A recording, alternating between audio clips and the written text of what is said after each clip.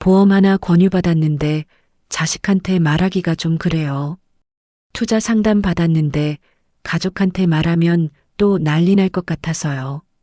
건강식품 사라는데 며느리한테 말했다간 잔소리 들을 게 뻔해요. 이런 말 들어보신 적 있으십니까? 가족은 가장 가까운 사람입니다. 하지만 그래서 오히려 상의가 어려워지는 순간이 있습니다. 괜히 걱정 끼칠까봐, 반대할 게 뻔해서, 또 그 얘기냐는 소리 들을까봐. 많은 분들이 이렇게 생각합니다. 가족한테 말 안 하는 건 내가 약해서야. 혼자 결정하는 건 고집 부리는 거야. 아닙니다. 가족한테 말하기 어려운 건 당신이 약해서가 아닙니다. 가족이라는 관계 자체가 중립적 상의를 어렵게 만드는 구조를 갖고 있기 때문입니다. 가족은 당신을 가장 잘 아는 사람입니다. 하지만 가족은 당신의 결정에 가장 많은 이해관계를 가진 사람이기도 합니다. 그래서 조언이 아니라 설득이 되고, 상의가 아니라 허락이 되고, 대화가 아니라 갈등이 됩니다. 오늘은 가족 상의가 판단을 흐리게 만드는 정확한 구조를 이해하고 제3자를 통해 판단을 지키는 구체적 방법을 알아봅니다. 여기는 노후 생활 설명서입니다. 가족과 상의할 때 왜 대화가 자꾸 틀어질까요? 왜 조언을 들으려 했다가 오히려 화가 날까요? 이건 우연이 아닙니다. 가족 상의가 판단을 흐리게 만드는 과정은 3단계로 진행됩니다. 1단계 감정 선점 정보보다 감정이 먼저 반응한다. 가족과 대화할 때 첫 1분이 가장 중요합니다. 그 1분 안에 감정이 먼저 자리를 잡기 때문입니다. 방법 1. 과거 사건이 자동으로 연결된다. 당신이 보험 하나 들까 하는데 라고 말하는 순간 자식은 10년 전 당신이 비싼 보험에 가입했던 일을 떠올립니다. 당신은 지금 이야기를 하고 있습니다.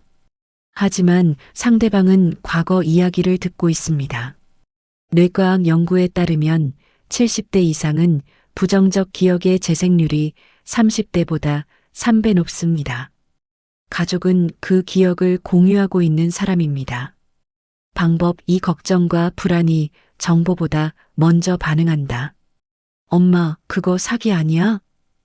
또 속는 거 아니야? 가족은 당신이 설명을 끝내기 전에 걱정부터 합니다. 이건 나쁜 의도가 아닙니다. 보호 본능입니다. 하지만 보호 본능은 정보 처리를 멈춥니다. 30대 자식이 투자 상담을 받았다고 하면 부모는 어떤 상품이야? 라고 묻습니다.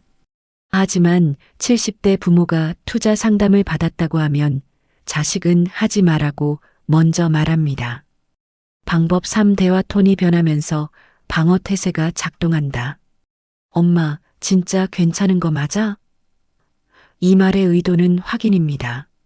하지만 들리는 건 의심입니다. 톤이 바뀌는 순간 당신도 바뀝니다. 내가 그것도 판단 못해? 방어 태세가 작동합니다. 이제 당신은 상의를 하려는 게 아니라 자신의 결정을 정당화하려 합니다. 1단계가 완성되었습니다. 정보는 아직 공유되지 않았는데 감정은 이미 자리를 잡았습니다.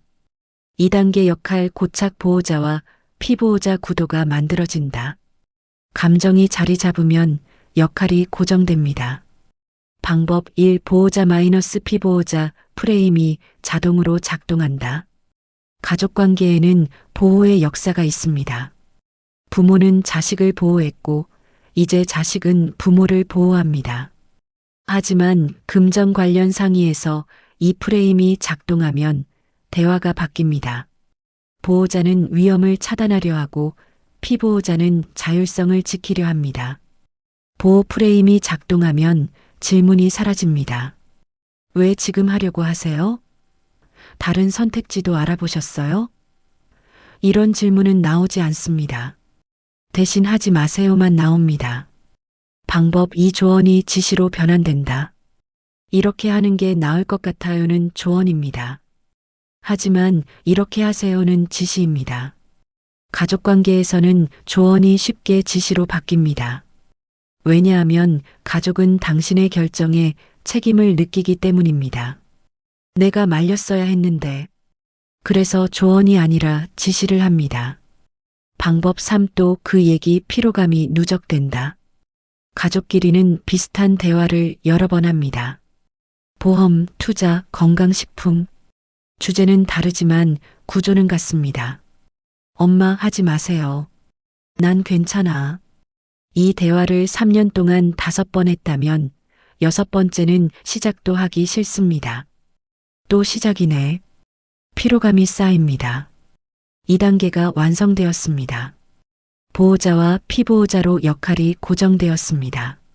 3단계 이분법 구조 찬성과 반대로 좁아진다. 역할이 고정되면 선택지가 사라집니다. 방법 1 찬성 반대 양극화가 일어난다. 원래 당신은 이렇게 물으려 했습니다. 이 보험 괜찮은 것 같아? 하지만 대화는 이렇게 흘러갑니다. 엄마는 하고 싶으시죠? 너는 반대하고 싶은 거지? 찬성 아니면 반대. 2가지 선택지만 남습니다. 하지만 실제 상황은 수십 가지 질문이 있습니다.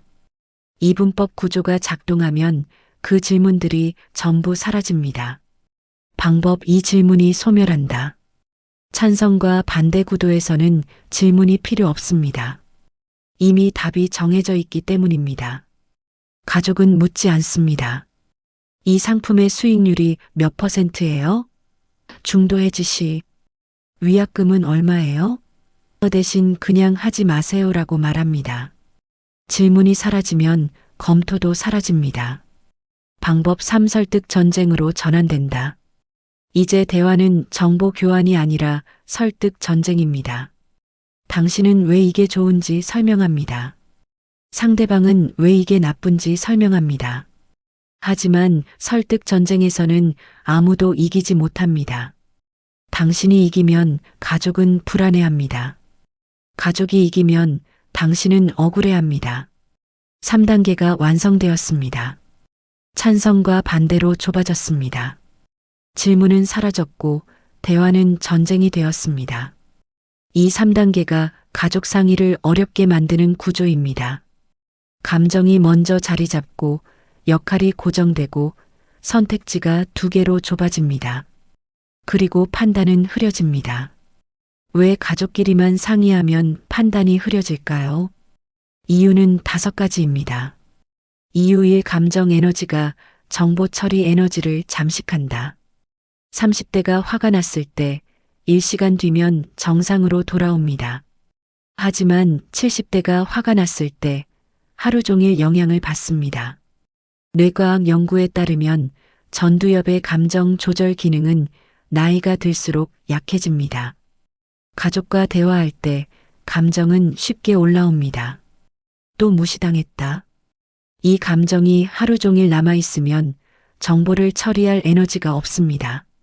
판매자는 이걸 압니다. 그래서 이렇게 말합니다. 자식분들은 어차피 반대하실 거예요. 하지만 고객님 인생 아닙니까? 고객님이 결정하세요. 감정을 자극합니다. 이유 2 가족은 대안이 아니라 편을 제시한다. 가족은 중립적이지 않습니다. 가족은 이미 입장이 있습니다. 자식은 당신이 위험한 계약을 하지 않기를 바랍니다. 그래서 모든 계약에 반대합니다. 중립적인 사람은 이렇게 묻습니다. 이 보험과 저축은 어떤 차이가 있나요? 하지만 가족은 그냥 하지 말라고 말합니다. 이유 3 과거 경험이 현재 판단을 왜곡한다. 가족은 당신의 과거를 압니다. 10년 전 투자 실패, 5년 전 보험 손해. 이 기억들이 현재 판단에 영향을 줍니다. 연구에 따르면 70대 이상은 부정적 기억의 재생률이 3배 높습니다. 과거가 현재를 덮습니다. 제3자는 당신의 과거를 모릅니다. 그래서 현재만 봅니다. 이유 4 가족은 이해관계자다. 가족은 당신의 결정에 영향을 받는 사람입니다. 당신이 돈을 쓰면 상속이 줄어듭니다. 당신이 사기를 당하면 가족이 수습해야 합니다. 이해관계가 있으면 객관적 조언이 불가능합니다. 제3자는 이해관계가 없습니다. 그래서 객관적으로 볼 수 있습니다. 이유 오말 안 듣는다는 감정이 대화를 막는다. 당신이 가족의 조언과 다른 결정을 하면 가족은 이렇게 느낍니다. 내 말을 안 듣네. 이 감정이 쌓이면 다음번에는 아예 대화를 안 합니다. 말해봤자 소용없어.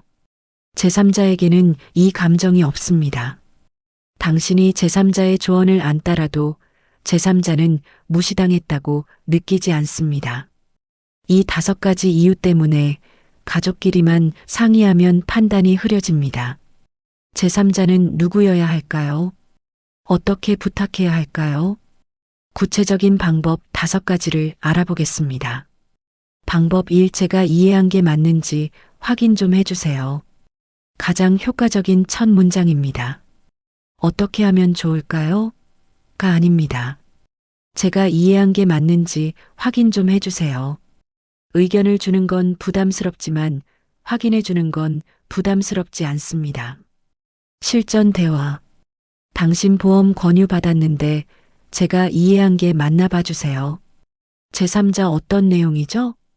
당신 월 30만 원 내고 20년 뒤 5천만 원 받는데요. 제3자 중간에 해지하면 어떻게 되나요? 당신 그건 안 물어봤어요. 제3자 그럼 그걸 먼저 물어보는 게 좋겠네요. 이게 제3자의 역할입니다. 의견이 아니라 질문입니다. 방법 2. 저한테 불리한 점 찾아주세요. 사람들은 찬성하라는 부탁을 받으면 부담스러워합니다. 하지만 비판하라는 부탁을 받으면 편안해합니다. 실전 대화. 당신 이 투자 상품 설명서인데 저한테 불리한 점 찾아주세요. 제3자 여기 수수료가 높네요. 연 2.5%예요. 당신 그게 높은 건가요? 제3자 보통 1% 이하거든요. 제3자는 반대하지 않았습니다. 그냥 정보를 알려줬습니다. 하지만 당신은 중요한 질문을 얻었습니다. 방법 3. 가족한테 말하기 전에 한번 봐주세요. 이 문장은 제3자에게 역할을 줍니다. 가족과의 대화 전에 정보를 정리해주는 사람. 가족에게 바로 말하면 감정부터 올라옵니다. 하지만 제3자에게 먼저 말하면 정보부터 정리됩니다. 실전 대화. 당신 건강식품 권유 받았는데 가족한테 말하기 전에 한번 봐주세요. 제3자 인증은 받았나요? 당신 그건 못 봤어요. 제3자 그럼 인증 마크부터 확인하고 그 다음에 가족분께 말씀하세요. 이제 당신은 가족에게 이렇게 말할 수 있습니다. 건강식품 하나 권유받았어. 식약처 인증받은 거래. 방법 4. 이 사람 말이 이상한 부분 있나요? 판매자의 말을 그대로 전달하고 이상한 점을 찾아달라고 부탁하세요. 실전 대화. 당신 보험 설계사가 지금 가입하면 보험료가 싸요. 나이 들수록 비싸져요. 지금이 마지막 기회예요 라고 했어요. 이 말이 이상한 부분 있나요? 제3자 마지막 기회라는 게 이상하네요. 보험은 언제든 가입할 수 있어요. 판매자는 지금을 강조했습니다. 하지만 제3자는 언제든을 알려줬습니다.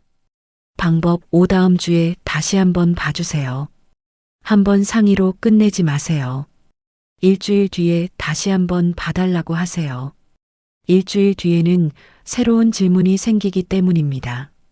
뇌과학 연구에 따르면 70대 이상은 정보 통합에 시간이 더 필요합니다.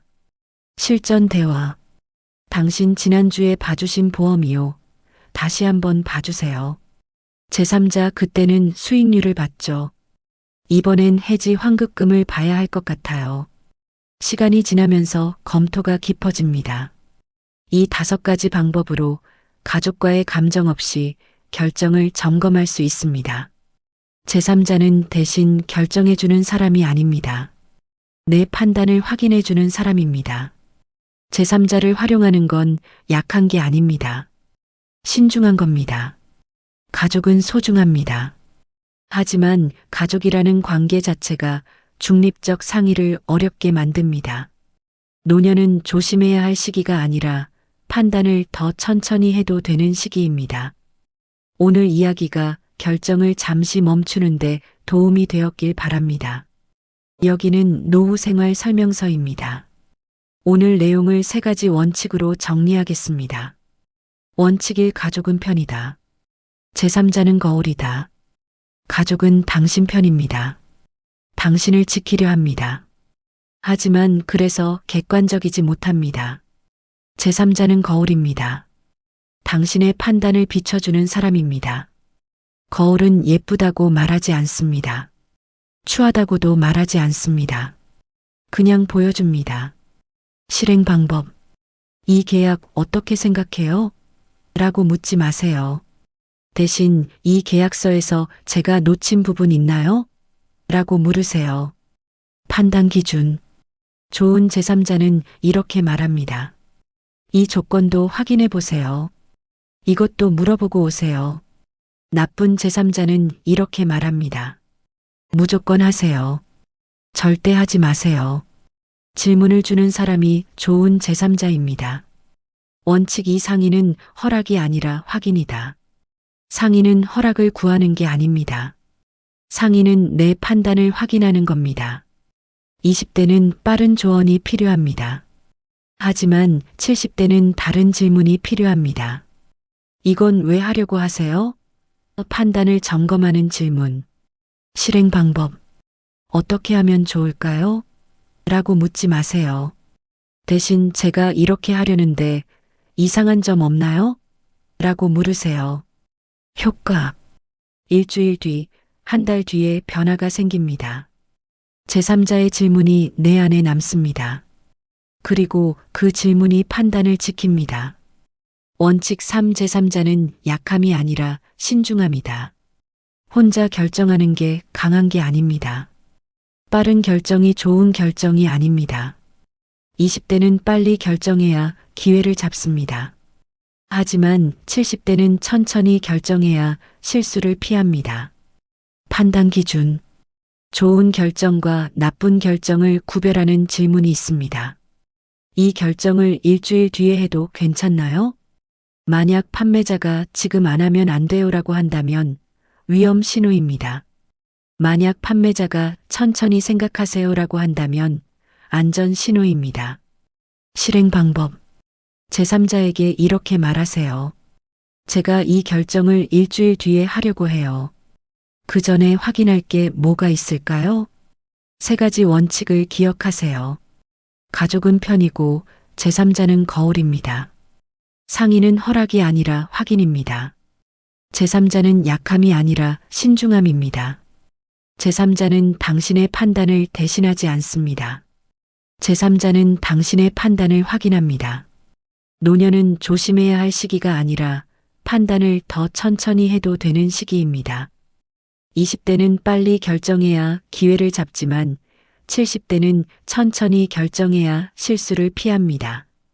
제3자에게 물어보는 건 약한 게 아니라 현명한 겁니다. 오늘 이야기가 결정을 잠시 멈추는데 도움이 되었길 바랍니다. 여기는 노후 생활 설명서입니다. 다음 이야기에서는 이거 하나만 들어보세요. 설명만 들어보시면 됩니다. 상담 약속을 잡자는 제안을 받을 때가 있습니다. 보험 상담, 투자 상담, 무료 건강 검진까지 그냥 한번 들어만 보세요라고 합니다. 하지만 그 약속을 잡는 순간 뭔가 달라지는 게 있다는 걸 아십니까? 다음 편에서는 일단 만나보자는 제안의 숨겨진 구조에 대해 알아봅니다. 여기는 노후 생활 설명서입니다.